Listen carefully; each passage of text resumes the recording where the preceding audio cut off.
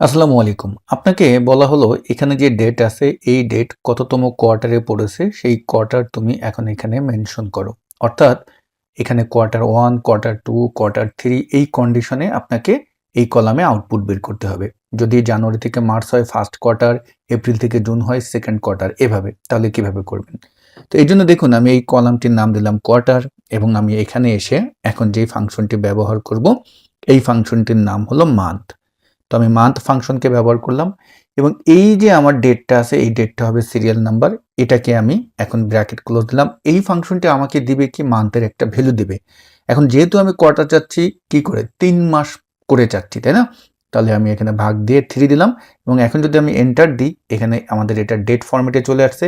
তো আমি home menu থেকে এই যে নাম্বার গ্রুপ আছে এই জায়গা থেকে এটাকে নাম্বার করে দিলাম এবং এখন আমি এটাকে কি করে দিলাম ড্র্যাগ করে নামিয়ে দিলাম। তো একটা জিনিস দেখেন এখানে যদি আমি একটু ডেসিমেল বৃদ্ধি করে দিই তাহলে দেখতে পারতেছি আমাদের এখানে কিন্তু এক্সাক্ট ভাবে আসলে কোয়ার্টারটা ওইভাবে আসেনি। যেমন এটা এপ্রিল মাস, এপ্রিল মাসে স্বাভাবিকভাবে কোয়ার্টার কত হবে 2 হবে, তাই না? এখানে কিন্তু 2 আসেনি। তো আমরা এখন এখানে একটা ট্রিক খাটাবো, আমরা এটাকে নেস্টেড করব।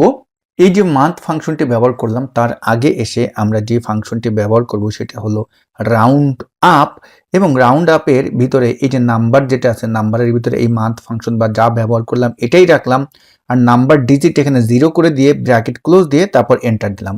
এখন দেখেন আপনাকে কিন্তু এক্সাক্ট আপনার আউটপুটটা দিবে।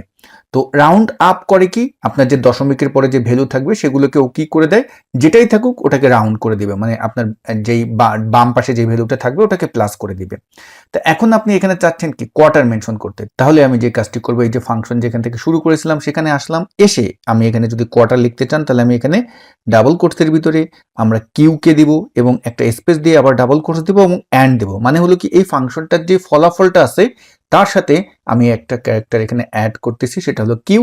এখন যদি আমি এন্টার দিই এবং আমি যদি এবার এটাকে জাস্ট ড্র্যাগ করে নিচে নামিয়ে দিই, দেখুন আপনি কন্ডিশন মোতাবেক কিন্তু আমার এখানে কোয়ার্টার চলে আসলো। তো যারা এই ফাংশনগুলো জানেন বুঝেন তাদের কাছে তো ব্যাপারটা সহজ লাগতেছে, যারা এটা জানেন না বুঝেন না আপনি এক একটা ফাংশন একটু আলাদা করে যখন ব্যবহার করবেন তখন এটা ক্লিয়ার হবেন।